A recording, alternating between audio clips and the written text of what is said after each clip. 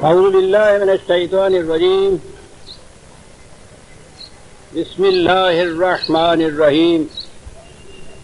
عزیزان من، آج دسمبر 1977 کی 16 تاریخ ہے اور درس قرآن کریم کا آغاز سورہ الفرقان سے ہو رہا ہے، 25ویں سورت ابتدا سے ہی.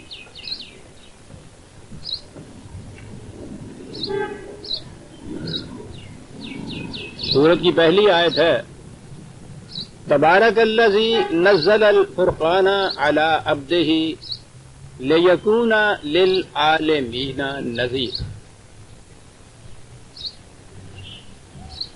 عام ترجمے کی روح سے کہا جاتا ہے کہ بابرکت ہے وہ ذات کے جس نے اپنے بندے پر فرقان نازل کیا، قرآن نازل کیا، تاکہ یہ انسان کے لیے، تمام لوگوں کے لیے ڈرانے کا موجب ہو جائے. ترجمہ یہی آپ کو نظر آئے گا ہر جگہ. تبارک برکت کا لفظ تو ہمارے ہاں صبح سے شام تک ہر زبان پر ہوتا ہے، دعا بھی دیتے ہیں ہم، برکت عطا فرمائے.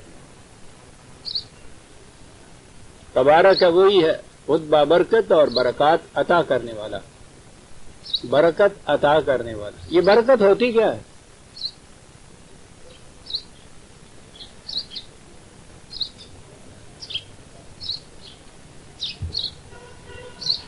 سوچئے تو صحیح ذہن میں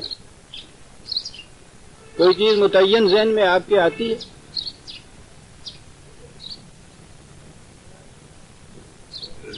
یہ چیزیں تو بچپن سے سنتے آئے نا، تو بسم اللہ پڑھ کے روٹی نہ شروع کیے تو پھر برکت نہیں رہتی.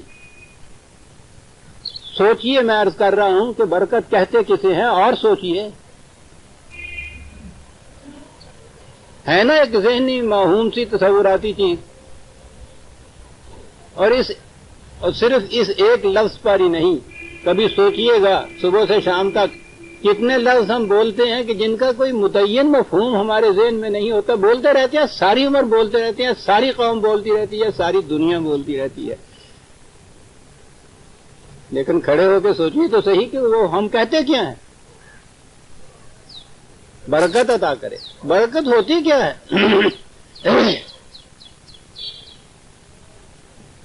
اور یہ چیز ہے جس پہ قرآن زور دیتا ہے تتفکروا. جو لفظ بھی زبان سے بولو، کھڑے ہو کے سوچو کہ اس کا متعین مفہوم کیا ہے، ہم کیا کہہ رہے ہیں.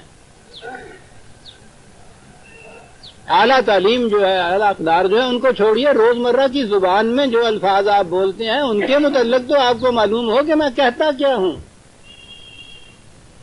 لیکن وہ تو بڑی مشکل یہ ہے کہ انسان ٹھیک ہے سوچنے والا بھی جانور ہے، لیکن ہرڈ انسٹنکٹ جس کو کہتے ہیں نا، بھیڑ چال جس کو کہتے ہیں، بہت زیادہ اس میں یہی ہے.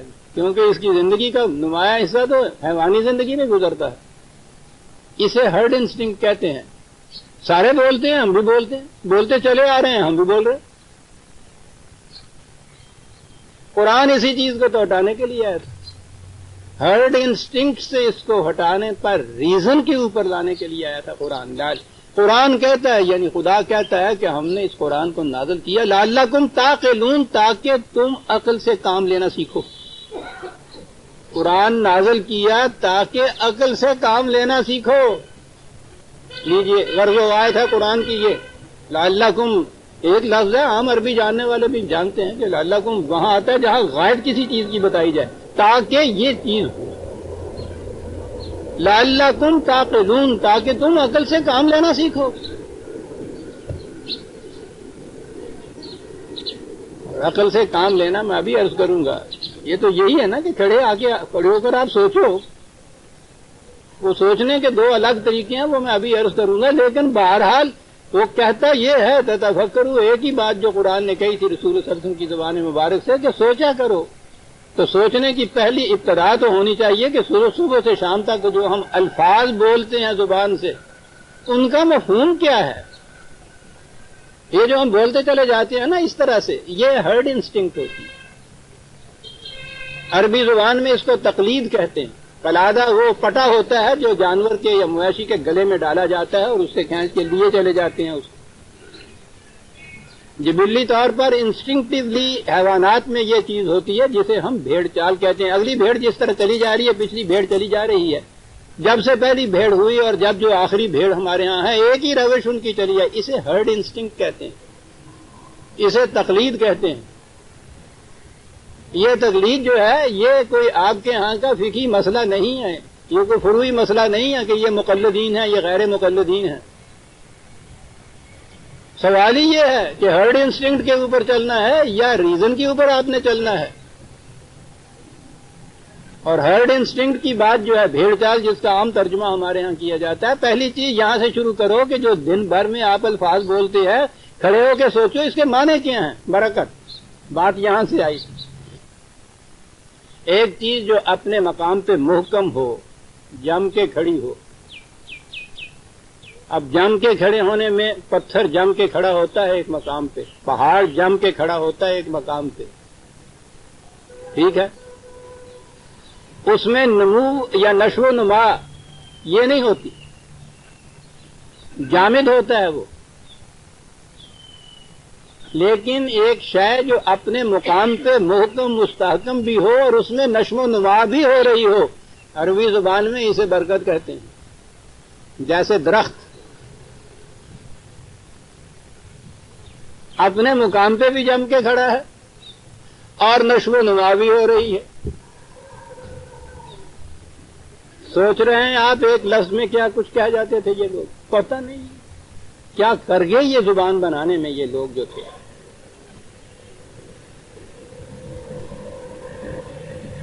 برکت یہ ہے کہ اپنے مقام کے اوپر محکم اور مستحکم بھی کھڑا ہو. ان الذین قالوا ربنا اللہ ثم استقاموا, جنہوں نے کہا کہ ہمارا رب اللہ ہے اور پھر جم کر کھڑے ہو گئے اپنے اس دعوے پر, ان پر فرشتے اترتے ہیں قرآن کہتا ہے. لیکن محض جم پہ کھڑے ہونا, میں نے کہا نا وہ تو پتھر اور پہاڑ بھی اپنے مقام پہ جم کے کھڑا ہوتا ہے. جم کے ایک مقام پر جم کے کھڑے رہنا اور نشو و نما ہوتے چلے جانا, اس کا بڑھنا پھولنا پھلنا ساتھ اس کے, اسے برکت کہتے ہیں. اللہ برکت عطا فرمائے کہ معنی یہ ہے کہ تم اپنے محکم اصولوں پہ جم کے بھی کھڑے رہو اور زندگی کی ارتقائی منازل بھی طے کرتے چلے جاؤ. اب سوچئے گا کہ ہم میں سے کسے برکت حاصل ہوتی ہے, اور تبارک کے معنی ہوا کہ وہ ذات جو خود یہ اس صفت کی مالک ہے اور وہ یہ چیزیں عطا کرتی ہے دوسروں کو. یہ برکت کا جو اصول, جو کلیہ, جو طریقہ عطا کیا اللہ تعالیٰ نے انسانوں کے لیے, کس طریق سے؟ نزل الفرقان, فرقان نازل کیا گیا تاکہ برکت عطا کرے, جسے ثبات و تغیر کا امتزاج کہتے ہیں, پرماننس اور چینج کا. اپنے مقام پہ محکم بھی کھڑا ہے اور اس کے ساتھ ساتھ نشو و نما ڈیولپمنٹ بھی ہوتی چلی جا رہی ہے.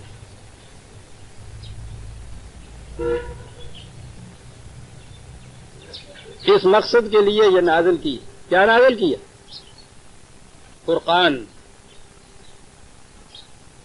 اس میں شبہ نہیں کہ قرآن کریم کی خصوصیات بیان کرنے کے لیے بہت سے الفاظ قرآن میں آئے ہیں, لیکن میں یہ کہتا ہوں کہ اگر صرف یہ ایک ہی لفظ آتا تو کافی ہو جاتا. اتنا جامع لفظ انسانی زندگی کے بنیادی مسائل حل کرنے کے لیے ایک لفظ فرقان. وہ تو پھر ایک قاف ہے نا, فرق ہمارے ہاں بھی تو فرق کہتے ہیں نا, تو فرق تو کہتے ہیں نا ایک چیز میں دوسری چیز میں فرق کرنا.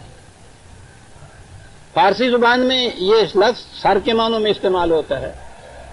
یہ فرق کعبہ قدم ہر کجا کے می نگرم, سر سے پاؤں تک. یہ بھی ذرا سا ہٹا ہوا ہے. عربوں کے ہاں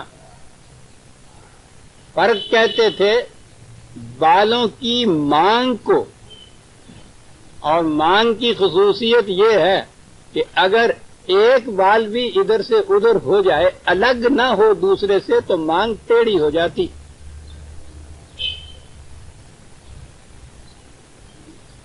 اس طرح دو چیزوں میں امتیاز، تفریق، ڈسٹنکشن، کہ بال برابر فرق نہ رہے ان میں، ایسی نمایاں طور پہ دو چیزیں الگ الگ ہوں کہ ان میں بال برابر فرق نہ رہے، تو اسے کہا جاتا تھا ان کے ہاں فرق، مانگ کو۔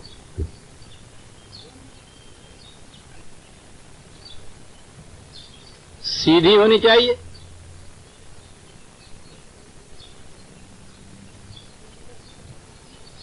آپ کو پتا ہے یہ مانگ سیدھی کرنے کا طریقہ کیا ہے؟ بات میں سے بات نکل آتی ہے۔ قرآن کریم کے اعمال قرآنی ایک چیز ہوتی ہے نا، اعمال تو کام کا نام تھا قرآن کے مطابق اعمال، لیکن اعمال قرآنی کے معنی ہوتے ہیں قرآن کی آیتوں کے تعویذ لکھنا، ورد وظائف بتانا۔ کتابیں لکھی ہوئی ہیں اس کے اوپر، مولانا اشرف علی تھانوی مرحوم کی بھی کتاب ہے، اس میں لکھا ہوا ہے کہ ایک بی بی آئی شکایت کرنے کے لیے حضرت صاحب کے پاس کہ میری مانگ سیدھی نہیں نکلتی، تو آپ نے فرمایا کہ اہدنا الصراط المستقیم 7 دفعہ پڑھ کے کنگھی پہ پھونک مارو، مانگ سیدھی نکلا ہے۔ تو انہوں استعمال ہی نہیں پتا ہے نہ آیا تھا۔ ساڈیا مڈیا نے وال ہی ایوں کر کے کر دی، پہلے کھبے پاسے کی تھی مانگ، اتنے بھی کام نہ بنیا تو انہوں نے جٹا دھاری بن گیا جنہوں بی بی کہتے ہیں چلو سیاپا ہی مکایا بچوں، نہ رہے بانس نہ رہے بانسری، تو مانگ ہی نکل گئی اس میں۔ ان کی ساری زندگی میں یہ فرق اور مانگ نہیں رہتا، پھر عزیزان من تفریق ہی نہیں رہتی۔ فرق کہتے تھے عربی زبان میں ایسی نمایاں تفریق جس میں بال برابر فرق نہ ہو، اور الفرقان، فرقان وہ جو اس قسم کی تفریق پیدا کر دے، اور الفرقان کے صرف وہی ایک شے ایسی ہے کہ جو اس قسم کی تفریق پیدا کر سکتی ہے۔ الف لام کیوں آتا ہے عربی زبان میں؟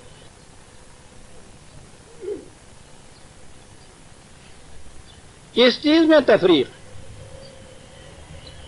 انسانیت کا بنیادی مسئلہ یہ ہے کہ حق و باطل میں تفریق، ٹروتھ اینڈ فالس میں تفریق، خیر اور شر میں تکلیف، گڈ اور ایول میں تفریق، یہ ایتھکس یا اخلاقیات کا بنیادی مسئلہ ہے کہ خیر کیا ہے، گڈ کیا ہے، شر کیا ہے، ایول کسے کہتے ہیں، فالس کیا کی، ٹروتھ کیا کی۔ تو آپ کہیں گے کہ یہ کون سا ایسا مسئلہ ہے؟ یہ اسی لیے آپ کہیں گے کھڑے ہو کے سوچا نہیں کبھی۔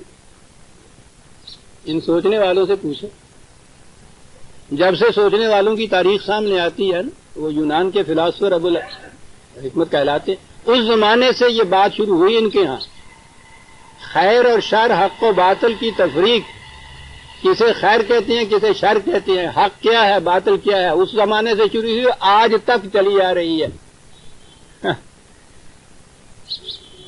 آج تک فیصلہ نفع و ضرر کر نہ سکا، اور آپ حیران ہوں گے کہ آج تک اس کا فیصلہ نہیں ہو سکا۔ یہ بات تو کوئی ایسی ہے ہی نہیں جس میں کوئی نہ ہو کہ بعض حالات کے اندر بعض چیزیں اچھی ہوتی ہیں، دوسرے حالات میں وہ اچھی نہیں رہتی، اس کے برعکس اچھی ہو جاتی۔ ایک وقت میں ایک چیز کو آپ حق کہتے ہیں، دوسری چیز میں وہی باطل ہو جاتا ہے۔ ایک چیز خیر اچھا کہیے، شر کو برا کہیے، تو حالات کے بدلنے کے ساتھ یہ چیزیں بدلتی چلی جاتی ہیں۔ مثلا یہ چیز عام طور پہ کہی جائے گی نا کہ سچ بولنا اچھا ہے، جھوٹ بولنا برا ہے، تو پہلی چیز تو اگر یہ پوچھی جائے کہ صاحب یہ جھوٹ بولنا برا کیوں ہے، وہیں کھڑے ہو جاتے ہیں کہ صاحب یہ بھی کوئی بات پوچھنے کی ہے، برا کیوں ہے صاحب بتا دیجئے، نہیں پوچھنے کی، مجھے نہیں پتا۔ زیادہ سے زیادہ یہی کہیں گے نا کہ صاحب جو سوسائٹی اس کو بڑا مذموم سمجھتی ہے، برا سمجھتی ہے، اس لیے یہ بری چیز ہے۔ تو اگر کل کو سوسائٹی اس کو اچھا سمجھنے لگ جائے تو پھر یہ اچھی ہو جائے گی نا۔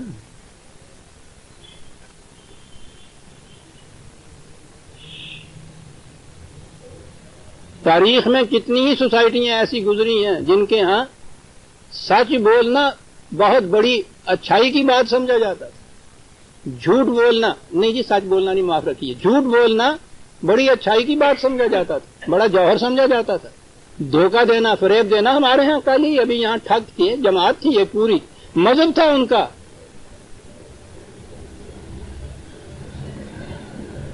وہ پجاری تھے درگا یا کالی دیوی کے. ان کے ہاں بنیادی چیز تھی، لڑکے، نوجوان لڑکے کی شادی نہیں ہوتی تھی جب تک کسی کو وہ دھوکہ دے کے مارنا آئے. کئی قبائل ایسے ہیں ہمارے ہاں، تو یہ عام طور پہ ماں باپ کی بڑی عزت تکریم کی جاتی ہے. کئی قبائل ایسے گزرے ہیں جو ماں باپ کو کچا کھا جانا جو تھا اس کو بہت بڑی نیکی سمجھتے. دھوکہ دے دینا، رومن کے ہاں رومن کو دھوکہ دینا جو تھا وہ بری بات تھی، غیر رومن کو دھوکہ دینا بڑی نیکی سمجھی جاتی تھی. یہودیوں کے ہاں بھی غیر یہودی جو ہے ان سے سود لینا بالکل شیر مادر کی طرح حرام ہے. یہودی یہودیوں سے نہیں سود لیتے تھے. ہندوؤں کے ہاں دھرم شاستر کے اندر عصمت بڑی چیز ہے، لیکن غیر براہمن لڑکی جو تھی، اس براہمن اگر دست درازی کرتا ہے اس کے اوپر تو اس میں کوئی چیز معیوب نہیں سمجھی جاتی تھی. کیا چیزیں آپ نے اس سے، ان مثالوں سے کیا سمجھا؟ یہ کہ یہ چیزیں جو ہیں، سچ بولنا، عصمت کی حفاظت کرنا، دغا نہ دینا، فریب نہ دینا، ہم نے دیکھا یہ ہے کہ یہ بعض سوسائٹیوں کے اندر بالکل اس کے برعکس تھا. حالات کے تابع یہ چیزیں بدلتی چلی جاتی تھی. تو جو چیزیں اس طرح سے بدلنے والی ہوں ان کو یا تو ریلیٹو کہتے ہیں، اضافی ہوتی ہیں، یا مشروط ہوتی ہیں کہ ان حالات کے تابع تو یہ اچھی بات ہے، اگر یہ حالات بدل جائیں تو پھر یہ اچھی بات اچھی نہیں رہتی، بری ہو جاتی. ان حالات میں یہ چیز بری ہے، اگر وہ حالات بدل جائیں یا یہ شرائط بدل جائیں تو وہی بری چیز اچھی ہو جاتی. تو یہ ریلیٹو چیز ہوئی. لیکن حق یا ٹروتھ تو وہ ہے کہ جو اضافی نہ ہو، ایبسولیوٹ ہو، مطلق ہو، ہر حالت میں وہ حق ہو. باطل ہر حالت میں باطل ہو، ہر دور میں باطل ہو، ہر قوم میں باطل ہو، ہر تمدن میں باطل ہو. ایبسولیوٹ اور ریلیٹو یہ دو ٹرمز آئی ہیں ہمارے، مطلق اور اضافی. یہ جتنی باتیں آج تک آئی ہیں، جس چیز کو بھی ان فلسفہ، یہ فلسفہ ہے اخلاق کا، ایتھکس فلسفے کی ایک چیز، تو اس میں یہی چیزیں آئی ہیں کہ مطلق یا ایبسولیوٹ ٹروتھ کیا ہے، ایبسولیوٹ یا مطلق خیر کیا ہے جو کسی حالت میں نہ بدلے، کسی شرط سے مشروط نہ ہو، ریلیٹو نہ ہو، ایبسولیوٹ ہو، یعنی محکم ہو اپنے مقام کے اوپر. حق کے مطلق، اور میں کہتا ہوں کہ عربی زبان میں تو حق کے ساتھ مطلق کے لفظ کے کہنے کی ضرورت ہی نہیں. وہ تو حق کہتے ہی اسے تھے جو ہر مقام پہ، ہر شرط پہ، ہر حالت میں حق ہو، اٹل ہو. حق کا لفظ ہی وہاں بولتے تھے جو ایبسولیوٹ ہو. ان کے یہاں ریلیٹو حق، اضافی حق، اس کا تصور ہی نہیں تھا. کیا بات ہے! وہ تو جب ہمیں اس سے اضافی سے یا ریلیٹو سے الگ کرنا پڑا تو ہم حق مطلق اپنے یہاں بولتے ہیں. یہ غلط ہے زبان کے اعتبار سے. حق ہے ہی دی ٹروتھ.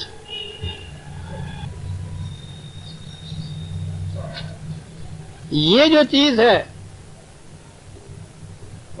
کہ ایک چیز بعض شرائط کے تابع شر ہے، ذرا حالات بدل جائیں وہی خیر ہو جاتا ہے. معاف رکھیے گا، شاید آپ کے ذہن میں آ جائے کہ یہ اس نے فلسفیانہ گفتگو کو چھیڑ دی، اس کے بغیر بات نہیں سمجھ میں آئے گی. آئیے نیچے کی سطح پہ گفتگو کریں ہم. جھوٹ بولنا بری بات ہے، ٹھیک ہے، ہر ایک ہم میں سے کہے. قرآن کی روح سے کذب جو ہے یہ باطل ہے، شر ہے، ٹھیک ہے. کیا یہ مطلق باطل ہے، مطلق شر ہے، ایبسولیوٹ ہے؟ آپ کو معلوم ہے کہ آپ کی یہاں کیا چیز یہاں جاری ہوئی؟ پرانے زمانے میں آپ کی ملوکیت کے دور کے اندر تو یہ چیزیں تھیں کہ جھوٹ ہے تو بری بات، لیکن زندگی کی بعض ضرورتیں ایسی ہیں جن میں جھوٹ بولنے کی اجازت ہی نہیں بلکہ جھوٹ بولنا واجب ہو جاتا ہے۔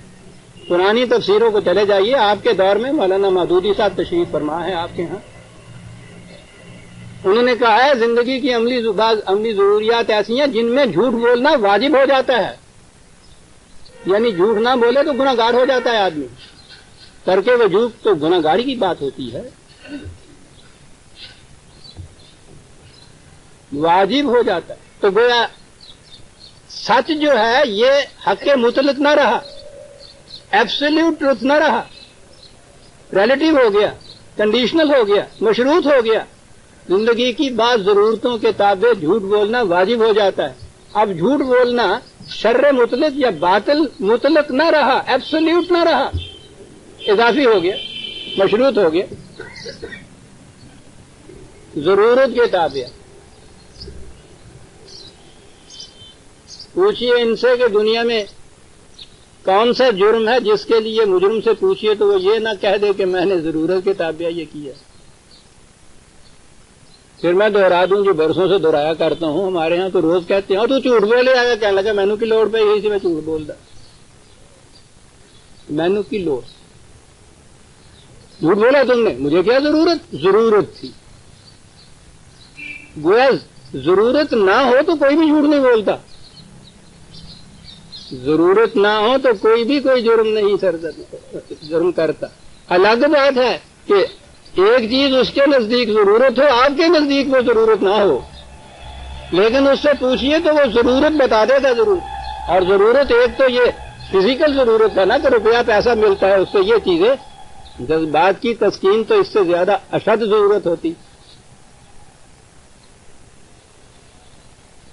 زنا کو قرآن کریم نے حرام قرار دیا، حرام مطلق قرار دیا، یعنی کوئی حالت ایسی ہے نہیں کہ جس میں اس کی اجازت ہو۔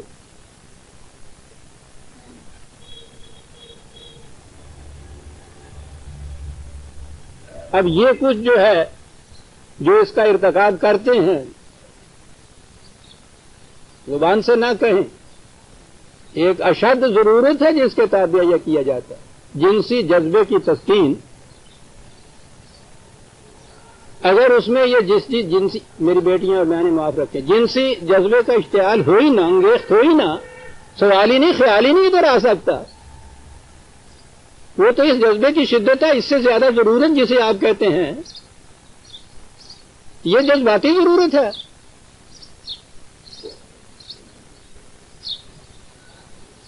زندگی کی ساری ضرورتیں پوری ہو رہی ہیں جتنا کچھ ایک کے پاس ہے، یہ ہوس زار جو ہے مارے مارے اس کے لیے پھر رہی ہے، بھاگے بھاگے چلا جا رہا ہے صاحب۔ الہاکم التکاثر حتی زرتم المقابر، اور زیادہ سمیٹنے کی، دوسروں سے اور آگے بڑھنے کیا، یہ ہوس جو ہے انسان کو لیے چلے جا رہی ہے تا وقت کہ وہ قبر تک پہنچ جاتا ہے۔ یہ کیا چیز ہے؟ آپ کے نزدیک ضرورت نہیں ہے۔ ہم روز کہتے ہیں کہ صاحب اتنی دولت اس کے پاس ہے، اس کے بعد اس کو اور کیا ضرورت ہے؟ جھک مار رہا ہے، فریب دے رہا ہے، چوری کر رہا ہے، دغا کر رہا ہے، غلط الاٹمنٹیں لے رہا ہے، کیوں یہ کچھ کر رہا ہے؟ اس سے کیوں؟ آپ کے نزدیک اس کیوں کا جواب ہے نہیں، کیونکہ آپ سمجھتے ہیں کہ زندگی کی ضروریات پوری ہو رہی، اس کے اندر ایک ہوس ہے جذباتی، اور جذباتی ضرورت تو تبھی ضروریات سے بھی کہیں شدید ہوتی ہے۔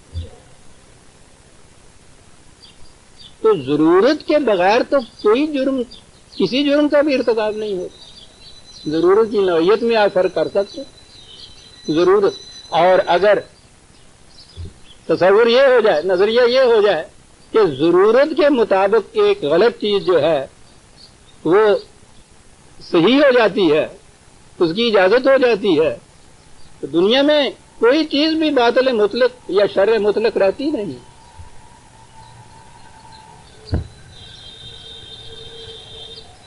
بڑے سے بڑے قاتل سے بھی آپ پوچھئے، وہ بھی اپنے اس جرم قتل کے جواز میں کچھ نہ کچھ کہے گا کہ میں نے یہ کیوں کیا۔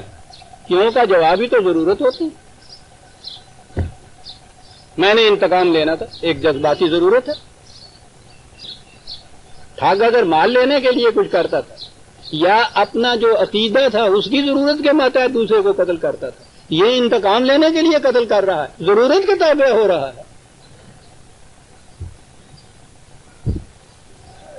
یہ اضافی چیزیں.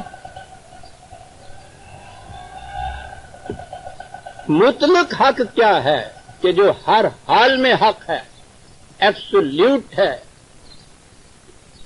ریلیٹو نہیں ہے، کنڈیشنل نہیں ہے، بدل نہیں سکتا کسی حالت میں بھی.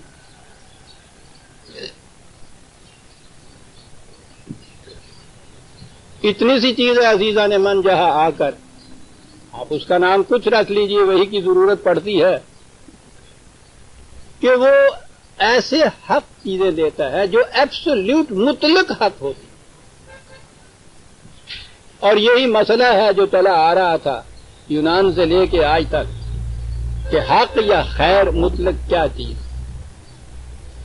تنہا عقل انسانی ضرورت کے تابع حق یا باطل، خیر یا شر کا فیصلہ کرتی. یہ جو آپ پوچھتے ہیں کسی مجرم سے کہ کیوں تم نے کیا، تو اس کے لیے جو وہ دلائل دیتا ہے عقل کی روح سے دیتا ہے نا.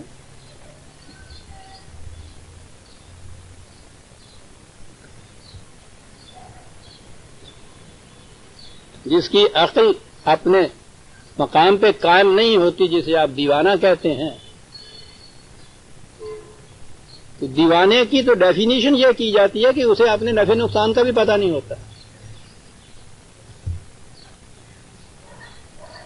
عقل دلائل دیتی ہے، وہ دلائل ہی ہیں جن کی روح سے آپ کے ہاں کہ یہ جتنے نظام آج کل دنیا میں چل رہے ہیں حکومت کے، یہ سیکولرزم ہے، کے اوپر مبنی ہے نا.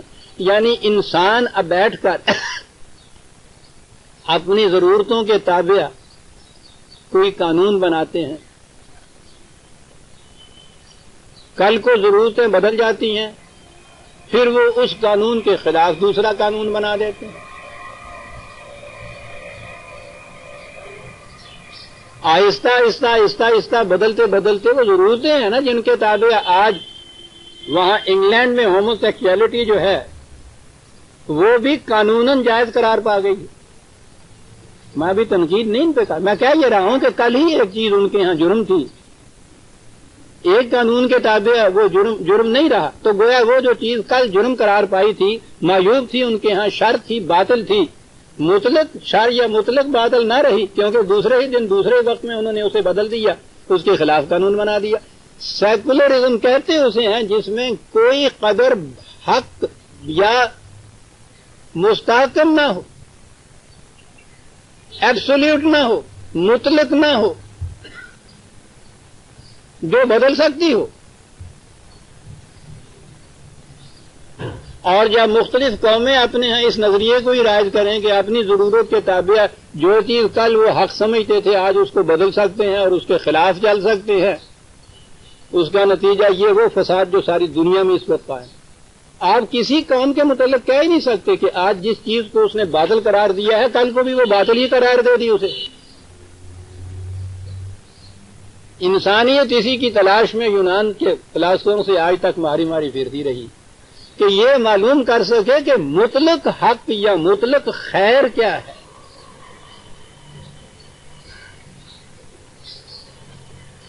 ایبسولوٹ ہر حالت میں جو بھی.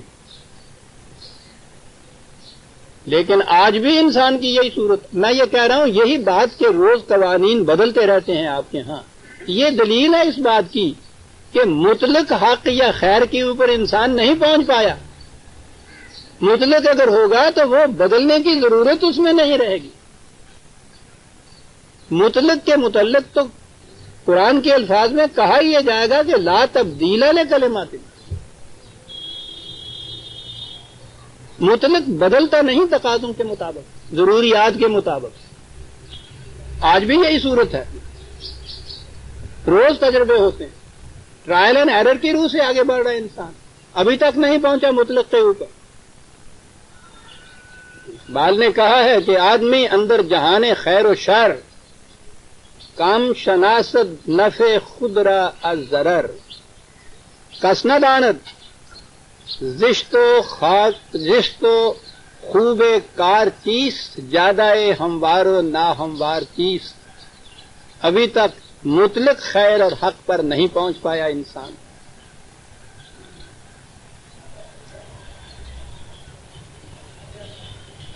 یہ جو ابھی ابھی میں نے بات کہی ہے کہ جس چیز کو بھی یہ بدلتے ہیں کہ ہر وہ چیز جسے کل معیوب کہا جاتا تھا آج اسے مستحسن قرار دیا جاتا ہے، ان سے بات کیجئے تو اس کے حق میں وہ دلائل دیں گے. اور میں نے ابھی ابھی یہ کہا ہے کہ قرآن کریم سکھاتا یہ ہے کہ تم عقل سے کام کس طرح سے لو، تو اب وہ تو دلائل دیتے ہیں، وہ تو عقل کی روح سے ہی دیتے ہیں. یہ مسئلہ پھر مشکل آ پڑا.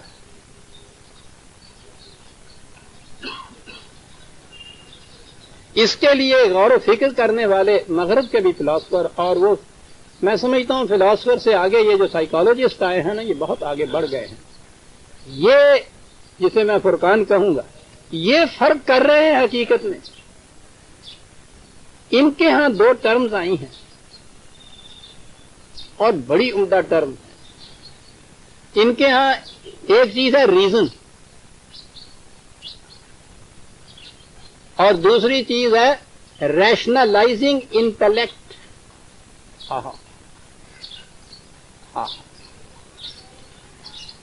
یہ لوگ ریزن بولتے ہیں ایبسولوٹ مطلق شے کے متعلق جو بات کہی جائے، اور یہ جو اضافی چیزیں روز بدلتی ہیں اس کو حق ثابت کرنے کے لیے، اس کو صحیح ثابت کرنے کے لیے کہتے ہیں کہ یہ انٹلیکٹ ہے، ریشنلائز کرتی ہے اپنے فیصلوں کو. معاف رکھیے گا بات ذرا مشکل، لیکن غور سے سمجھتے جائیے، بڑے اہم مسائل ہیں عزیزان من. عقل اور عقل میں یہ فرق جو ہے،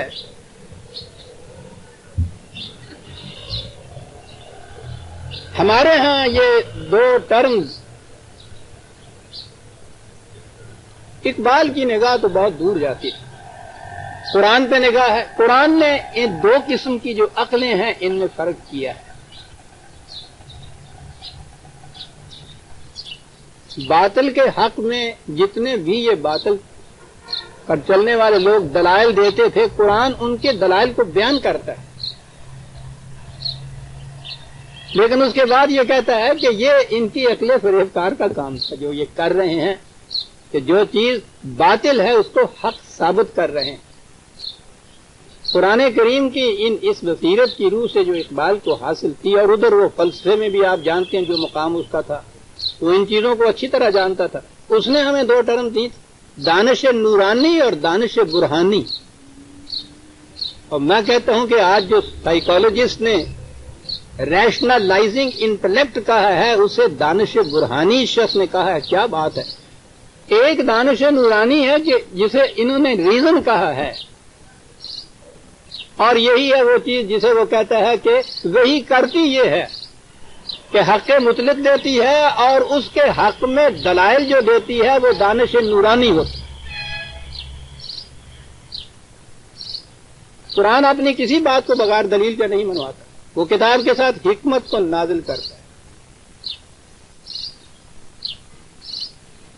یہ جو دو اصطلاحیں آج آئی ہیں سائیکالوجسٹ کی، ان کی روح سے ہم کہیں گے کہ قرآن یہ جو دلائل دیتا ہے ایبسولوٹ مطلق حق کے حق میں، وہ ریزن کہلا سکتی ہیں، اور یہ جو باطل کے کو حق ثابت کرنے کے لیے دلائل دیے جاتے ہیں وہ ریشنلائزنگ انٹلیکٹ کہلا سکتی ہے، دانش برہانی جسے قرآن وہ کہتا ہے.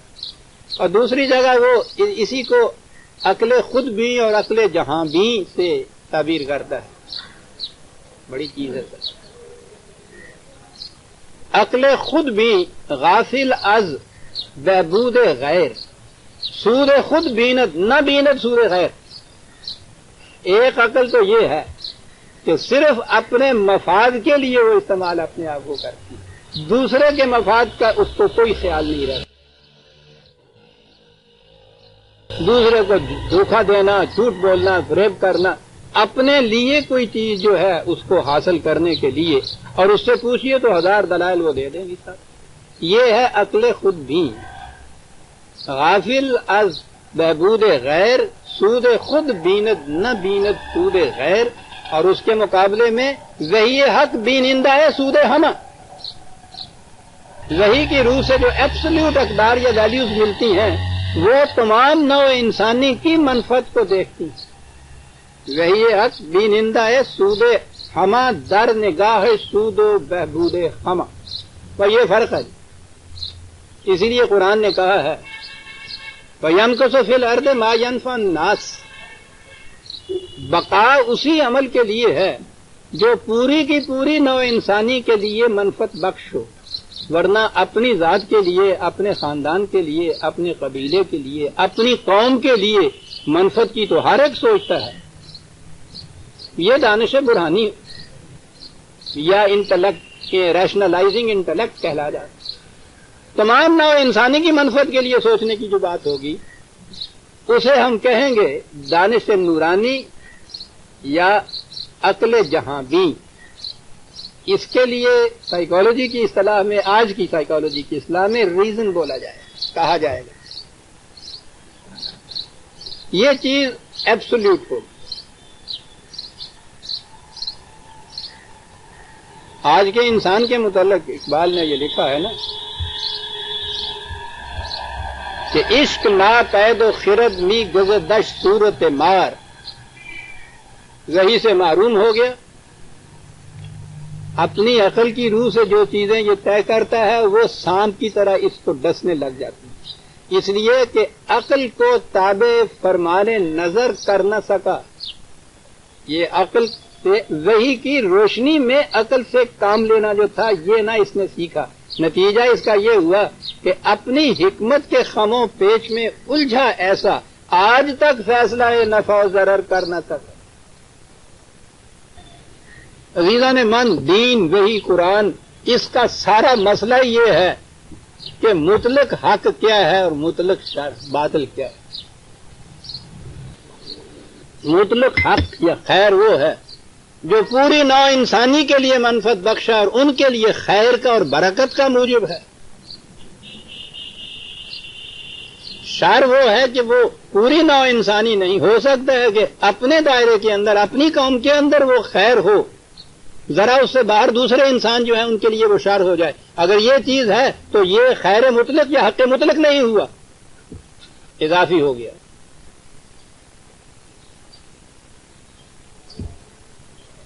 الفرقان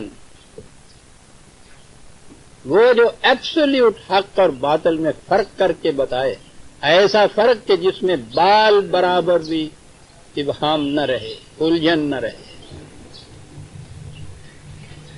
جو خیر اور شر میں، حق اور باطل میں اس طرح سے فرق کر کے بتائے کہ اسے مانگ کے متعلق کسی دلیل کی ضرورت نہیں ہوتی.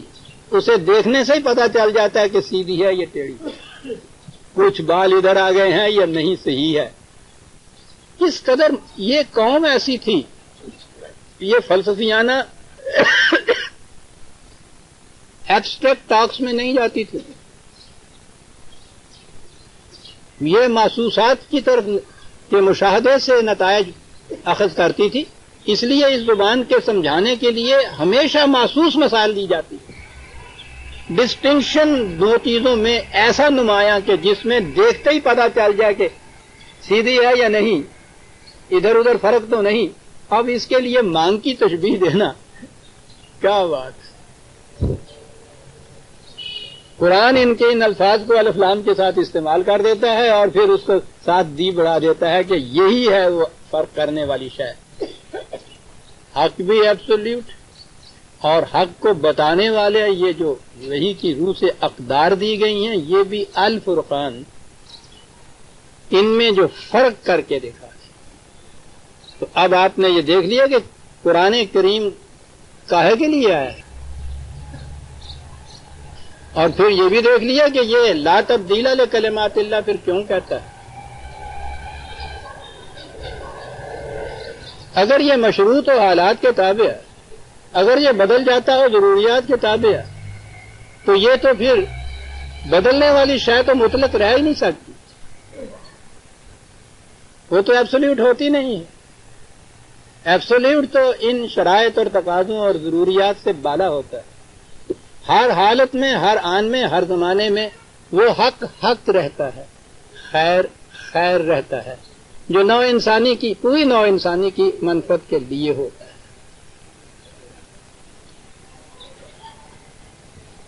اب برکت کے معنی بھی آ گئے. تبارک اللہ زی میں اب آ گیا کہ وہاں لفظ قرآن نے اپنے خدا کی صفت تبارک کا کیوں کہی؟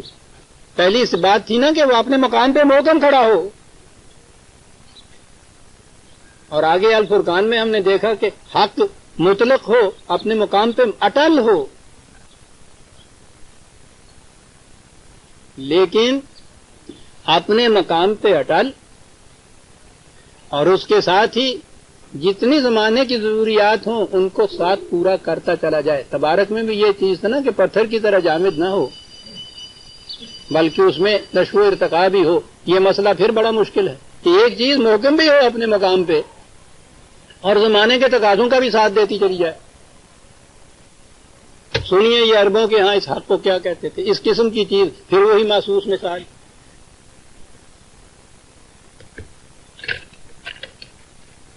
یہ جو ہمارے ہاں آج کل کے دروازے ہیں یہ تو ان میں ہنجز ہوتی ہیں نا لگی ہوئی. پرانے زمانے کے دروازے ہوتے تھے ان میں نیچے وہ چوکٹے سی ہوتی تھی نا، تو نیچے ایک ایسی سی لکڑی ہوتی تھی اس میں وہ گلی، اور اوپر اسی طرح سے ہوتا تھا اس میں بھی یہ گلی ہوتی تھی. تو وہ دروازے اس طرح سے ہوتے تھے. عربوں کے ہاں یہ چیز جس کے اندر یہ آ کے رکھی جاتی تھی، یہ جو تھے، جی ہاں پنجابی تم کیوں تھی کہنے آگے میں نے پتہ نہیں اردو کی کہنے. یہ تو اپنے مقام کے اوپر مستحکم ہوتی تھی اور دروازہ ضرورت کے مطابق کھلتا بھی تھا، ضرورت کے مطابق بند بھی ہوتا تھا.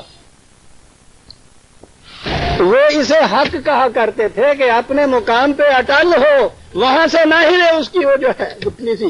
لیکن ضرورت ہے اگر وہ اپنے مقام پہ جامد ہو جائے، بند ہے تو بند رہے، کھلا ہے تو کھلا رہے، وہ دروازہ ہی نہیں ہو سکتا، وہ تو دیوار ہو گئی. وہ کم اس قدر ہو کہ ادھر ذرا ادھر ادھر نہ ہل سکے، اور ضرورت کے مطابق جب اندر جانا چاہے کھل جائے، باہر آنا چاہے بند کر دیں، جب جی چاہے بند ہو جائے، جب جی چاہے کھول دیں. وہ اپنے مقام کے اوپر وہ اٹل کھڑا ہوتا ہے. یہی برکت ہوگی نا. تبارک الذی نزل الفرقان. عزیزان من یہ قرآن ہے، یہ کتاب یعنی اس چیزیں دیگر. یہ عربوں کی زبان تھی جو ان حقائق کی متحمل ہو سکتی تھی. کیا بات! سوچئے کہ اس دور میں 1400 سال پیش تک سمجھانے کے لیے یہ اس مثال سے بہتر مثال کی ہو سکتی ہے، آج بھی نہیں ہو سکتی. اپنے مقام پہ بھی مستحکم رہے، ضروریات کا ساتھ بھی دیتا چلا جائے. یہ حق پتھر کی طرح جامد نہیں، درخت کی طرح مستحکم جمع ہوا بھی ہو اور اس کے ساتھ تغیرات میں اس کے ساتھ نشو و نما بھی ہوتی چلی جائے. نزل الفرقان. الفرقان قرآن کریم نے کئی ایک مقام کے اوپر اللہ تعالیٰ نے کئی ایک مقام پہ قرآن کو فرقان کہا ہے، دوسرے مقامات میں بھی کہا ہے. مثلا وہ اس لیے میں ضروری ایک ریفرنس کم از کم دے دینا ضروری سمجھتا ہوں. سورہ دخان 44 44ویں سورہ. حامیم والکتاب المبین انا انزلناہ فی لیلۃ مبارکۃ انا کنا منذرین. ہم نے اسے نازل کیا ہے لیلۃ مبارکۃ. دیکھتے ہیں وہی تبارک اللہ والی بات، وہ ذات تبارک. لیل کہا ہے قرآن کے نزول کے زمانے کو کہ اس میں تاریکیاں ہی تاریکیاں تھیں. یہ نہیں ہے کہ ایک رات جسے ہم شام سے صبح تک کہتے ہیں، یہ اس سے مقصد ہے.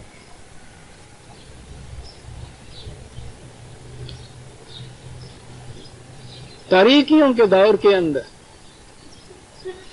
لیکن وہ تاریکیاں کس قدر بابرکت ثابت ہوئی کہ اس قسم کا سفیدہ سحر اس سے نمودار ہو گیا. کیا چیز نازل کی؟ فیہا یفرق کل امر حکیم. یفرق یہی وہی فعل ہے قاف کا، اب سیغہ آ گیا ورب کا، فعل کا، جس میں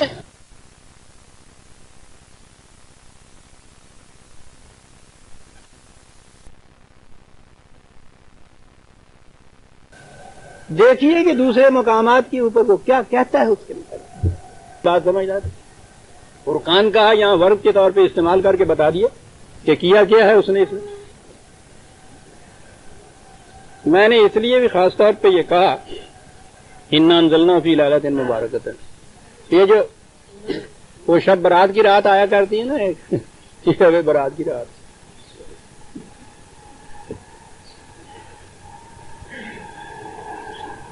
اس کی کوئی حیثیت ہے ہی نہیں شرعی. ویسے تو ہر تہوار ہمارے جو مناتے ہیں کوئی نہ کچھ تو بتاتے ہیں نا کہ اس میں یہ ہوا، اس میں یہ ہوا. تو شب رات کے متعلق کوئی بھی نہیں کوئی بتا سکتا کہ اس میں کیا ہوا، یہ کس واقعہ کی یاد میں تقریب ہے، یہ منائی جاتی ہے.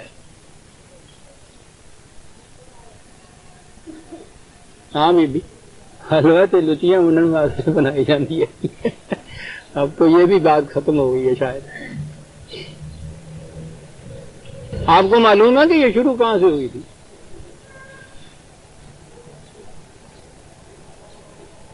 عباسیوں کے خلفاء یہ مجوسی تھے. مسلمانوں کے ادھر آئے، اقتدار ان کے ہاتھ میں آیا.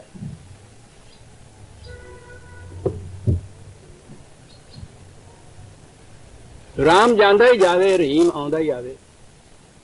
مجوسیت کی جو آتش پرستی تھی وہ بھی ساتھ آئی، اور ان کے ہاں کا یہ عقیدہ کہ سال میں نوروز جو ہے اس دن سال بھر کے فیصلے ہو جاتے ہیں، موت کے، زندگی کے، بیماری کے، راضی کے، ہر شخص کی قسمت کا فیصلہ آنے والے سال کا اس ایک رات میں ہو جاتا ہے، جس کے بعد نوروز آتا ہے.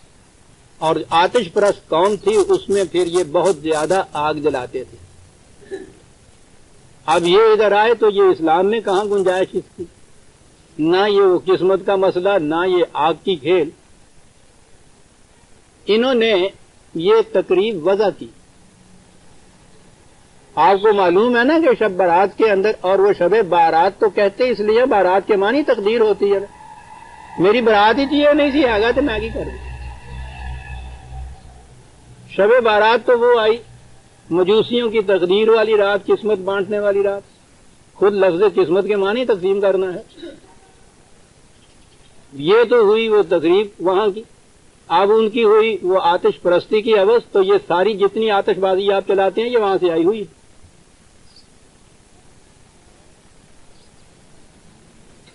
اب یہ چلا آ رہا ہے، آپ کے ہاں کا یہ مذہب کا جز ہو گئی.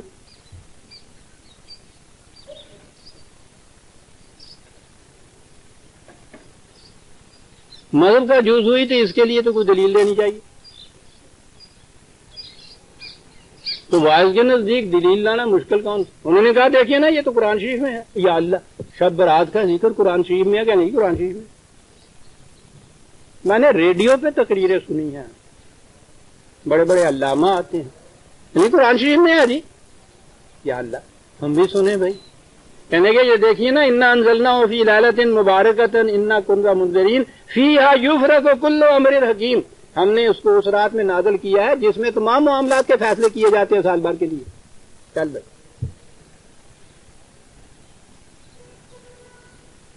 کہنے کہ وہ یہ ہے. عرض کیا گیا کہ حضور یہ شب برات جو ہے یہ تو وہ شب برات کا جو مہینہ اس میں آتی ہے نا، شعبان میں. اور قرآن کریم کے متعلق خود قرآن میں ہے کہ شہر رمضان الذی انزل فیہ القرآن، کہ یہ رمضان کے مہینے میں نازل ہوا ہے. تو وہ تو رمضان کے مہینے میں کوئی رات اگر آپ کہتے ہیں تو آنی چاہیے، تو یہ پہلے ہی آ گئی ہے. یہ کیسے ہو گیا؟ کہنے لگا جی تمہیں حجتاں بڑیاں ہوندی ہیں کی علاج ہے. ٹھیک ہے جی، کی علاج ہے، بڑیاں حجتاں ہوندی ہیں تمہیں.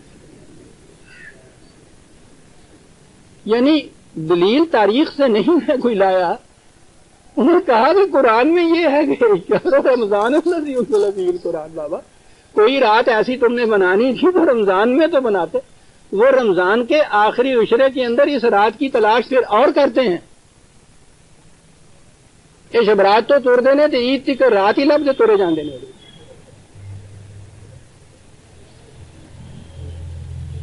میں کیا یہ رہا تھا کہ قرآن کا مصرف آپ دیکھتے ہیں کس طرح ہوتا ہے. مسجد کے اندر باز نہیں تھا, ریڈیو کے اوپر ساری دنیا کو سنا رہے تھے جی. اور ہر سال یہ کچھ سناتی, یہ کچھ کرتی. فرقان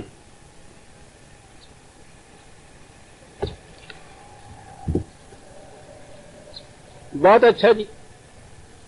قرآن تو ہے الفرقان, حق و باطل میں اس طرح سے فرق کرتا ہے. ہمیں فرقان نے کیا دیا؟ کہا تمہیں بھی دیا.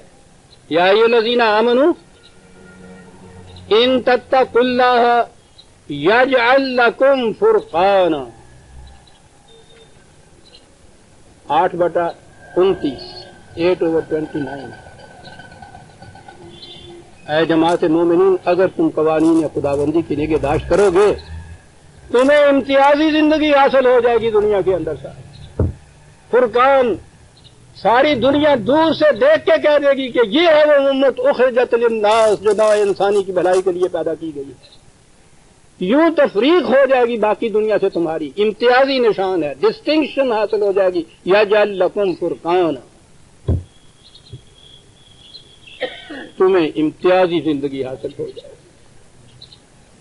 کیسا امتیاز؟ مومن بالائے ہر بالا ترے, بالائے ہر بالا ترے. مومن جو بھی دنیا میں جس بلندی کے اوپر بھی قوم کوئی ہے اس سے بھی آگے, اس لیے کہ غیرت او برنہ تابد ہم سرے. کسی دوسرے کا آگے چلے جانا یا اوپر ہو جانا تو ایک طرف, اس کی غیرت تو جس کو بھی پسند نہیں کرتی کہ کوئی اس کا ہمدوش دنیا کے اندر. آگے بڑھنا یا بلند ہونا تو ایک طرف رہا, وہ تو کسی کو ہم غیرت او برنہ تابد ہم سرے. اقبال یہ چیزیں اپنی طرف نہیں کرتا, یہ فرقانہ کی تفصیل ہے, تفسیر ہے فرقان کی. یجعل لکم فرقانا.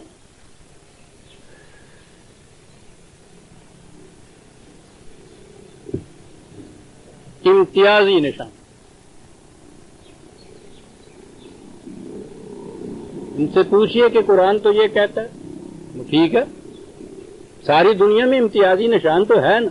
ساری دنیا کے بھوکے, ساری دنیا میں ذلیل, ساری دنیا کے محکوم, کسی قوم کو ہم دوش نہیں انہوں نے ہونے دیا. امتیاز تو ہے ہی نا. بدنام نہ ہوں گے تو کیا نام نہ ہوگا. امتیاز ہی نشان. معاف رکھیے گا, بیچ میں کبھی کبھی ایسی چیزیں بھی آ جاتی ہیں.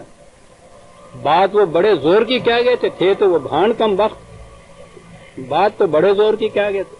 فرقان یا امتیازی نشان کہ حشر کے دہاڑے مختلف قومیں آتی جائیں گی, تعارف کے لیے آواز آ جائے گی, یہ وہ قوم آئی ہے, یہ وہ قوم آئی ہے, یہ وہ قوم. اس کے بعد ایک قوم آئے گی صاحب, سوکھی ہوئی, ہڈیاں نکلی ہوئی, زرد روح, کپڑا بھی پورا پہننے کے لیے نہیں ملا ہوا, نظر آ رہا ہے کہ بالکل فقر و فاقے کی حالت میں چلی آ رہی ہے.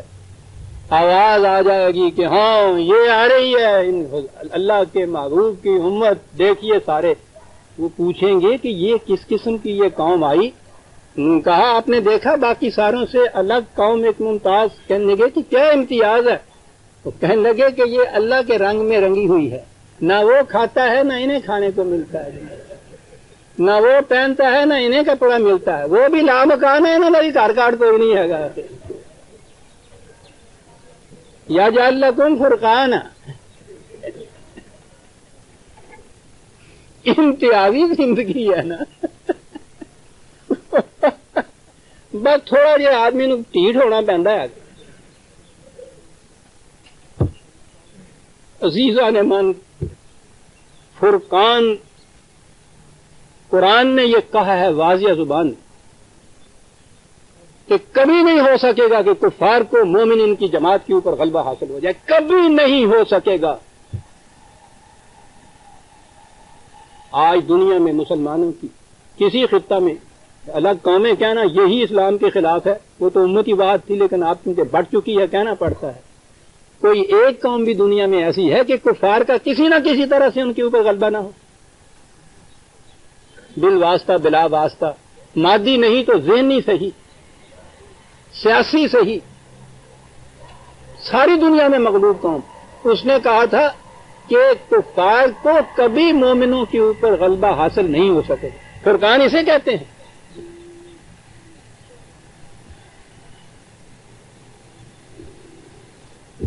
لیکن یہ فرقان حاصل کیسے ہوتا ہے؟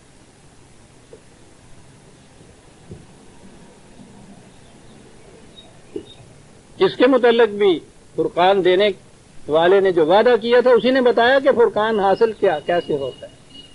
13 سالہ مکی زندگی، دنیا بھر کی مصائب و مشکلات اور نامساعدات اور تکالیف برداشت کرنے والی قوم جم کے کھڑی ہوئی اپنے مقام کے اوپر۔ کیا تھا ایمان ان لوگوں کا صاحب؟ اس قدر تکالیف آج بھی انسان کے رونگٹے کھڑے ہو جاتے ہیں جب سن۔ ایک شخص نہیں ہے جو اپنے مقام پہ ہلا ہو، آپ مقام سے ہلا ہو، ایک فرد نہیں۔ پہلے تو اس قسم کی ایک جماعت، پہلا فرقان یہ کہ اس مقام میں جہاں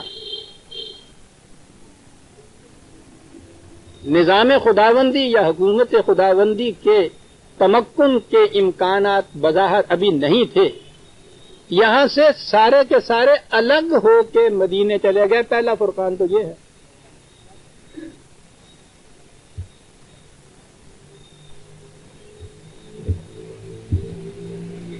اسی لیے قرآن نے اتنی اہمیت دی ہے اس کو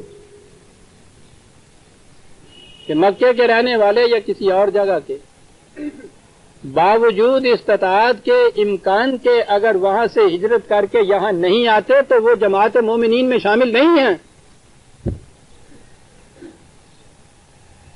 فرقان کی یہ کیفیت، وہ الگ کر دینا چاہتا تھا چھانٹ کے ان کو، وہاں جا پہنچے، پناہ گزینوں کی حیثیت سے وہاں یہ بھی پہنچے ہیں بیچارے، کہ انہوں نے مکے والوں نے یورش کر کے اس دور کے معیار کے مطابق ایک لشکر جرار لے کر اپنے ساتھ 1000 آدمی کا لشکر پورا لیس ہتھیاروں سے مدینے پہ چڑھائی کے لیے آ گئے۔ ارے بابا یہاں بیٹھے ہوئے بیچارے یہ پناہ گزین تمہیں تو وہاں کچھ نہیں کہتے تھے، انہیں پتا تھا یہ کچھ نہ کہنے والے اگر ان کا نظام دنیا کے کسی خطے میں بھی متمکن ہو گیا تو یہ کسی اور نظام کو چھوڑے گا نہیں، پھر وہ یورش کر کے یہاں آ گئے، مدینہ سے باہر نکل کے۔ اب وہ وقت آ گیا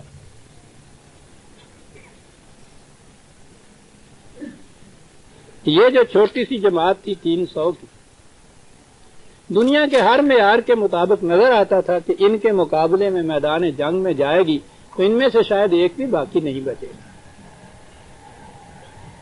دیکھتے ہیں کہ کس قدر یہ امتحان کتنا کڑا تھا، کتنا سخت تھا، منزل کتنی کڑی تھی۔ کیا انہوں نے ان کے ساتھ کچھ مفاہمت کر لی، مداہنت برتی، مساہلت پہ اتر آئے، کمپرومائز پہ آ گئے، کہہ دیا انہوں نے کہ کوئی بات نہیں، حق بھی اضافی ہوا کرتا ہے، ضرورت کا آج تقاضا یہ ہے کہ تمہارے ساتھ کچھ صلح کر لی جائے۔ میں کہتا ہوں اس سے بڑی ضرورت بھی کوئی اور ہو سکتی تھی جو اس مقام کے اوپر آ کے آ پڑی تھی۔ ضرورت کے ہر معیار و تقاضے کے مطابق اس سے اشد ضرورت ہی کوئی نہیں ہو سکتی تھی، لیکن اگر ضرورت کا ہمارا ہی معیار ہوتا تو حق و باطل کا فرقان تو دنیا میں نہ ہو سکتا تھا۔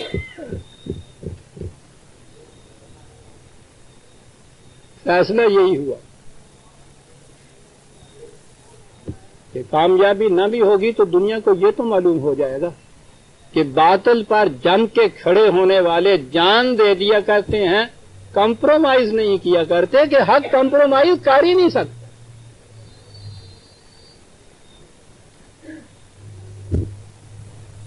وہ ایسے وقت میں کم درجے کی ضرورت تو ایک طرف، جان کو محفوظ رکھنے کی ضرورت کے بھی قائل نہیں ہوتے، میدان میں جا کے نکل کے کھڑے ہوتے. اور وہ جو تاریخ میں وہ آتا ہے، میں سمجھتا ہوں کہ وہ ہیرے کی طرح جگمگا رہی ہے حضور کی وہ دعا جو اس وقت کی ہے. وہ ہے حقیقت میں فرقان کی صحیح تفسیر. یہ گیا ہے کہ صفیں باندھ کے کھڑے ہو گئے ایک دوسرے کے سامنے. وہ اس زمانے میں یہ جسے مذہبی پیشوا آج کہتے ہیں، جسے آج رسول کہتے ہیں، وہ مسجد میں صرف نماز کرانے والا نہیں ہو، جماعت کرانے والا یا آواز کہنے والا نہیں ہوتا تھا. فوج کا کمانڈر ان چیف بھی وہی ہوتا تھا. رسول اللہ صلی اللہ علیہ وسلم اس اپنی فوج کے سربراہ کمانڈر ان چیف. صفیں کھڑی کرنے کے بعد تاریخ میں ہے کہ ایک طرف حضور تنہائی میں کھڑے ہو گئے، ایک ماہویت کے عالم میں آسمان کی طرف نگاہ اٹھائی. ماہویت کا یہ عالم تھا، تاریخ کہتی ہے کہ حضور کے چادر جو اوپر دی ہوئی تھی وہ سڑک کے نیچے ڈھلک کے جا رہی تھی، اور وہ فرما یہ رہے تھے حضور، یا التجا کر رہے تھے رب العزت میں بدرگاہ میں کہ بار الہ یہ مٹھی بھر جماعت اس آسمان کے نیچے جو حق کی علمبردار ہے، ان کے علاوہ کوئی اور حق کا علمبردار آج ہے نہیں. یہ تو حق کی شہادت دینے کے لیے آ گئی میدان میں، انہوں نے تو اپنی جان دے دینی ہے، اس سے ان کا تو کچھ نہیں بگڑے گا. یہ سب کچھ سمجھ سوچ کے یہاں آئے ہیں. میں صرف یہ کہنا چاہتا ہوں کہ اگر آج یہ جماعت اس میدان کے اندر ختم ہو گئی تو پھر میں چونکہ خاتم النبی ہوں، اس کے بعد پیغمبر کوئی نہیں آنا. یا اللہ یہ سوچ رہا کہ اس کے بعد قیامت تک تیرا نام لینے والا دنیا میں کوئی نہیں رہے گا. کیا بات ہے اس دعا کی، ذمہ داری اس میں ڈال دی، میرا تو کچھ نہیں جانا.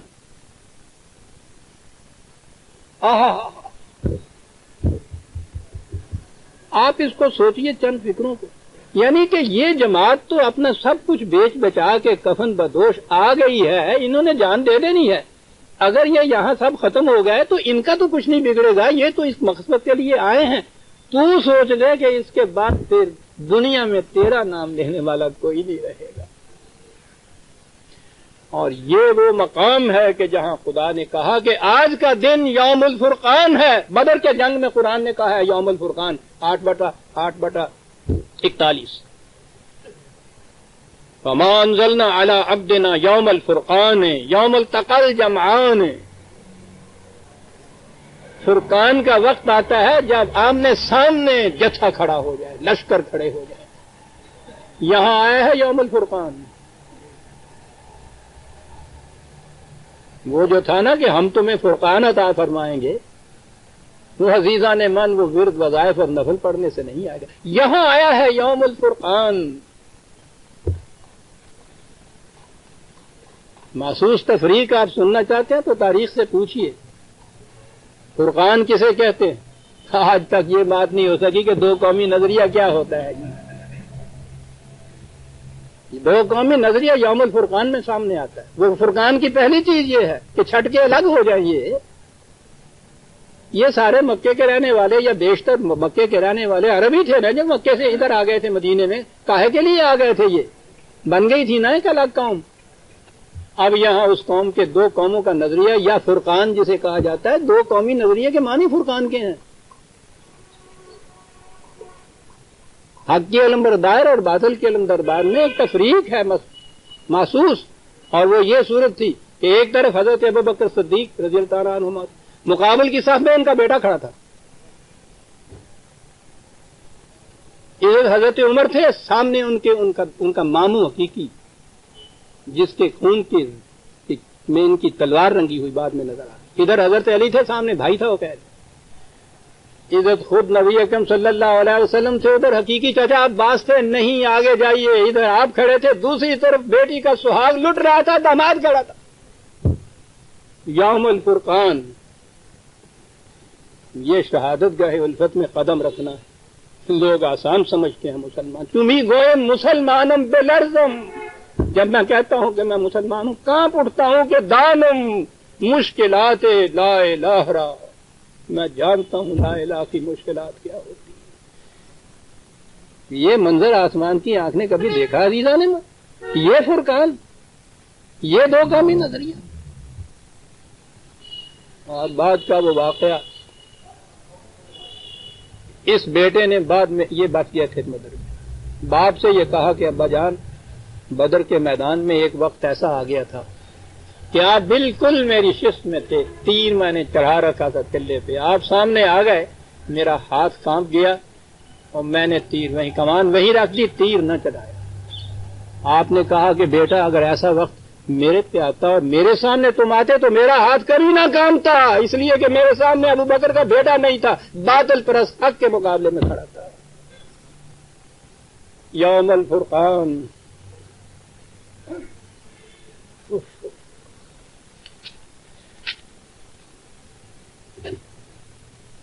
رکھیو غالب تو مجھے درد نوائی میں مواب، آج سینے میں میرے درد سوا اٹھتا ہے، کیا حق ہے مجھے۔ یوم الفرقان، کون تھے یہ 300 جن کے ایمان کی شہادت تو ابھی سامنے آ گئی؟ درجہ اول کے صحابہ، مہاجرین اور مجاہدین ہی ہے نا قرآن نے جن کے متعلق کہا ہے کہ یہ مومن حقہ ہیں۔ قرآن شہادت، خدا شہادت دیتا ہے ان کے مومن حقہ ہونے کی،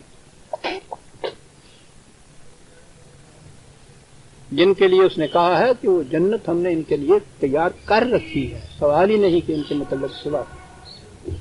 یہ سارے کھڑے ہیں اس طرف، تاکید ملاحظہ ہو عین اس وقت، ابھی میں نے کہا ہے نا کہ جو کچھ ہم نے نازل کیا یوم الفرقان پہ، کیا نازل کیا تھا یوم الفرقان پہ؟ کہا یہ تھا کہ یاد رکھو وَمَن يُوَلِّهِمْ يَوْمَئِذٍ دُبُرَهُ إِلَّا مُتَحَرِّفًا لِقِتَالٍ أَوْ مُتَحَيِّزًا إِلَىٰ فِئَةٍ فَقَدْ بَاءَ بِغَضَبٍ مِّنَ اللَّهِ وَمَأْوَاهُ جَهَنَّمُ وَبِئْسَ الْمَصِيرُ۔ سن رکھو، انہیں کہا جا رہا ہے کہ آج اس میدان جنگ میں تم میں سے اگر کسی نے پیٹھ دکھائی وجود اس کے کہ وہ جنگ کے کسی تقاضے کے لیے، اسٹریٹجی کے لیے ایسا کرنا ضروری ہو جائے یا اپنی جماعت سے ملنا ہو، شکست خوردی کی ذہنیت میں اگر کسی نے آج آپ تم میں سے پیٹھ دکھائی، یہ 300 صحابہ سے کہا جا رہا ہے، تو کہا ہے اگر کسی نے آج پیٹھ دکھائی خدا کا غضب اس کے اوپر ہوگا، سیدھا جہنم میں چلا جائے گا۔ اس طرح سے فرقان حاصل ہوتا ہے عزیزان من دنیا میں۔ یہ تھے پھر جن کو وہ فرقان حاصل ہوا، تاریخ کے اوراق سے پوچھیے، دنیا میں 2 ہی صاحب فرقان قومیں تھیں اس زمانے میں، ایران کی تہذیب اور رومن کی تہذیب۔ چند سالوں کے عرصے کے اندر ان کے تختے الٹ کے رکھ دیے، ان کے وارث بن گئے سارے۔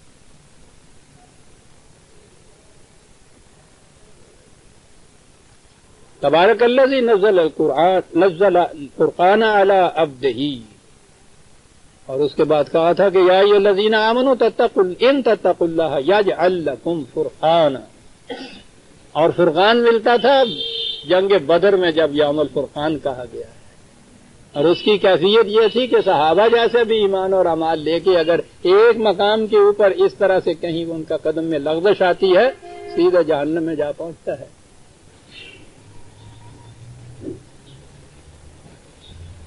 سنتے ہیں آپ قرآن کیا کرتا ہے؟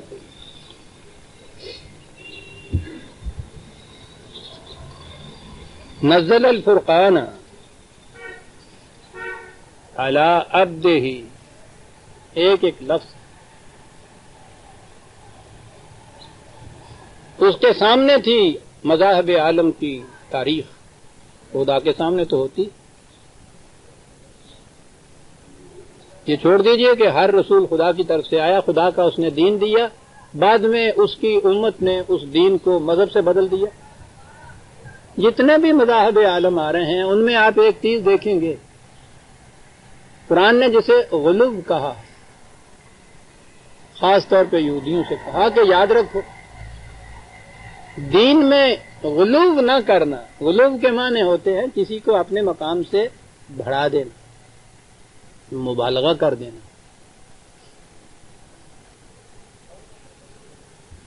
کوئی قوم بھی اپنے بانی مذہب کی توہین نہیں کرتی، کبھی بھی نہیں کی، برداشت ہی نہیں کر سکتی، اس کو اس کے مقام سے گراتی نہیں ہے، لیکن ہر قوم نے اسے اس کے مقام سے اوپر کر دیا، بڑھا دیا۔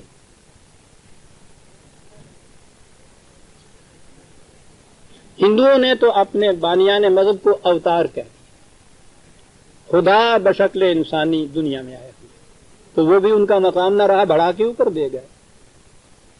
یہودیوں نے عزیر کو ابن اللہ کہہ دیا، عیسائیوں نے حضرت مسیح کو ابن اللہ کہہ دیا، وہ بھی اس مقام سے ان کو بڑھا دیا، اس مقام پہ نہیں رکھا، بڑھا دیا۔ یہ تاریخ چلی آ رہی تھی سامنے تھی اس خدائے علیم و خبیر کہ جو جانتا ہے کہ پھر جب دین مذہب میں بدلتا ہے تو کس طرح سے اس کے مقام سے اس کو اوپر لے جاتے ہیں۔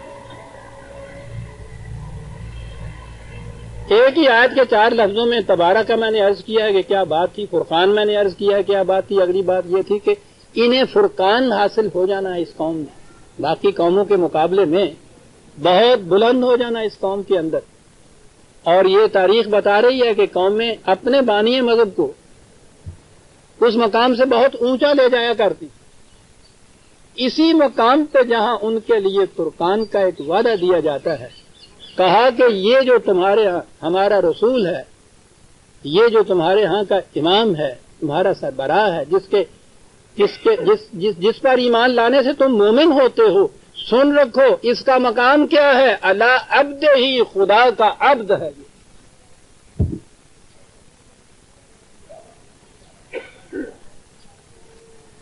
متعین کر دیا اس کا مقام،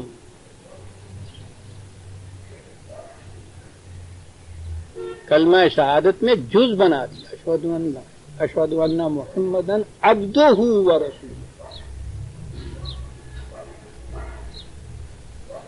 خدا کا عبد ہے اور بہت بڑا مقام ہے، عبودیت خداوندی یا عبدیت خداوندی، انتہا یہی ہے، متعین کر دیا علی عبدہ ہی۔ میں اس وقت اس میں نہیں جانا چاہتا، ٹھیک ہے 10 منٹ ابھی رکھتے 5 منٹ، اچھا کہ ہم نے پھر کیا کیا، ہم بھی نازک کیا اور تفصیل طلب بھی کہ ہم نے پھر کیا بنایا، جسے خدا نے تاکید کے ساتھ تصریحاً بار بار قرآن میں حضور کو عبد کہا گیا، اللہ کا علی عبد۔ اس کے بعد اگلا لفظ کہ کاہے کے لیے یہ نازل کیا، تمہارے لیے تو فرقان دینے کے لیے، لیکون للعالمین نذیر، عالمین یہ ہے کہ جی حضور ختم نبوت ہے، قیامت تک کے لیے آپ کیسے ثابت کرتے ہیں، ان میں مباحثوں کی مناظروں کی ضرورت ہی نہیں ہے، قرآن للعالمین نذیر، جب تک تمام دنیا کے انسان اور قیامت تک کے لیے انسان، ان کے لیے یہ لفظ آ سکتا ہے۔ جب آپ عالم کہیں گے اس دنیا کو زبر کے ساتھ لام کی، تو تمام دنیا کے انسان اس میں آ جائیں گے، عالمین کہیں گے تو ہر دور کے انسان اس میں آ جائیں گے، اور قرآن کو اس نے کہا کہ مکمل بھی ہے، غیر متبدل بھی ہے، محفوظ بھی ہے، تو یہ جب مکمل غیر متبدل محفوظ قیامت تک کے انسانوں کے لیے، تو پھر اس کے بعد پھر رسول آئے گا کہے کے لیے، لمبی چوڑی آیتیں پیش کرنے کی ضرورت ہی اس میں نہیں تھی۔ تمام اقوام عالم، تمام نوع انسانی کے لیے قیامت تک کے لیے نذیر، بڑا عجیب لفظ ہے۔ ہمارے ہاں ترجمہ ہمیشہ آتا ہے ڈرانے والا، عزیزان من پھر کہیں اور بات چلی جائے گی۔ ڈر تو کسی کا بھی ہو جوہر انسانیت کو کچل کے رکھ دیتا ہے۔ سب سے پہلے جس چیز سے تباہی آتی ہے انسان کی ذات خودی انا تشخص کے اوپر، اس کی ذات کے اوپر، اس کے سیلف پہ، اس کی انسانیت پہ ڈر سے آتی ہے، خوف سے آتی ہے۔ قرآن نے تو مومن کے متعلق کہا یہی ہے کہ لا خوف علیہم ولا هم یحزنون، خوف بھی نہیں اور حزن بھی نہیں، خوف تو پھر بھی آپ کے محسوسات کی دنیا میں ہوتا ہے. پوچھو آج کے سائیکالوجسٹ سے کہ قرآن نے 1400 سال پہلے 2 لفظ استعمال کیے ہیں. آج کا سائیکالوجسٹ بتائے گا کہ حزن اس نے کیوں کہا ہے. حزن کا تعلق انسان کی پرسنالٹی سے ہوتا ہے. خوف کا تعلق انسان کے محسوسات سے ہوتا ہے. وہ کہتا ہے مومن وہ ہے کہ جس کو کہ نہ عالم محسوسات میں کوئی خطرہ ہوگا نہ اس کی پرسنالٹی یا ذات کے لیے کوئی چیز گھٹن کی ہوگی. حزن گھٹن کو کہتے حزن نہیں, گھٹن نہیں اس میں پیدا. بال اسی لیے تو کہتا ہے بندگی میں گھٹ کے رہ جاتی ہے یہ جوئے کامیاب اور آزادی میں بہرے بے قرار ہے زندگی. خوف زندگی میں گھٹن پیدا کر دیتا ہے. جوئے کامیاب کیا تو بالکل شراب بن کے رہ جاتی ہے, فریب ہی فریب ہوتی ہے. اس لیے اس کے معنی ڈرانے کے نہیں ہیں, اس کے معنی آگاہ کرنے کے.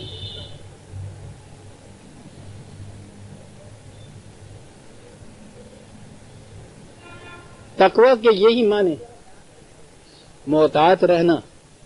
زندگی کی شاہراہ پہ جتنے خطرناک مقامات آتے ہیں جن سے اس میں گھٹن پیدا ہوتی ہے اس کی ذات میں, نذیر کے معنی ان مقامات سے آگاہ کر دینے والا کہ یاد رکھو ان چیزوں سے یہ زندگی کی جوئے یہ بحری بے قرار جو ہے جوئے کم بن جائے گی. محتاط رہو, یہ چیزیں آئیں گی راستے میں. آگاہ کر دینے والا ان چیزوں سے.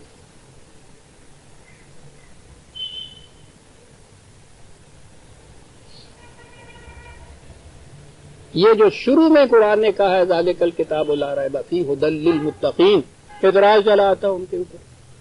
ہمارے ہاں تو وہ متقی آپ کو معلوم ہے نا کسے کہتے ہیں. تو اعتراض یہ چلا آتا ہے کہ صاحب جو متقی ہو گیا تو متقی تو مومن سے بھی اعلیٰ مقام ہمارے ہاں ہوتا ہے نا, تقویٰ شعار متقی ایک بات. تو ھدی للمتقین تو یہ متقی جو ہو چکا ہے ان کے لیے کہا ہے ہدایت, ان کو ہدایت کی ضرورت ہے, وہ تو متقی ہو گئے. متقی کے یہ معنی نہیں ہے. بڑا عجیب لفظ ہے یہ. انگریزی زبان میں ایک چیز ہے کیوریٹو. کیوریٹو ہوتا ہے جب مرض میں کوئی مبتلا ہو جائے تو اس کو کیور کرنے میں, پھر اس کی اصلاح کر دینے والا. اور ایک چیز یہیں سے ہے کیوریٹو نہیں بلکہ کیئرنگ فار.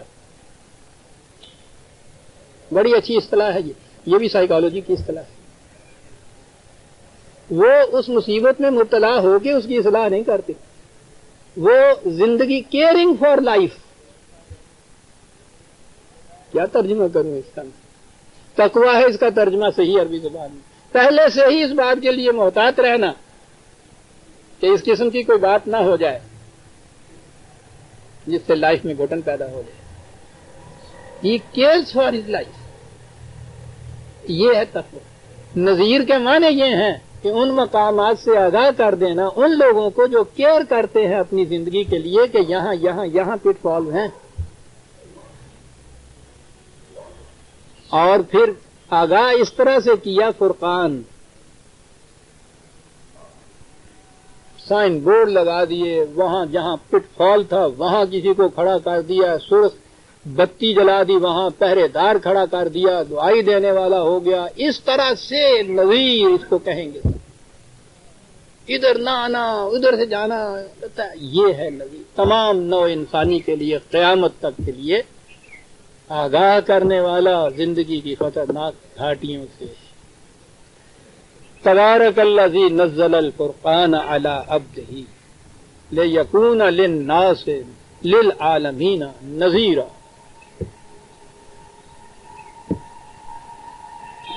بہت بڑی چیز ہے جو کچھ کہا گیا ہے, لیکن کہنے والا کون ہے؟ للذی لہ ملک السماوات والارض. کہنے والا وہ ہے کہ کائنات کی پستیوں اور بلندیوں میں اسی کے قانون کی کار فرمائی جاری کرتا ہے, کسی اور اسی کو حق پہنچتا تھا نا یہ کہے. لیکن یہ بات جو ہے اس کی تفصیل آئندہ سے ہی, کیونکہ آج وقت ہو گیا ہے. سورہ الفرقان کی پہلی آیت پہ ہم تھے. خدا کہے کہ اس کو میں سمجھا سکا ہوں. سمجھانے کے لیے تو میں نے کہا ہے نصاب کی کتاب ہے قرآن, یاد رکھیے. یہ تو کلاسز کے اندر پڑھانے کی کتاب. بہرحال جتنا وقت بھی ملا میں نے عرض کیا ربنا تقبل منا انک انت السمیع العلیم، اور حسب معمول نمائندہ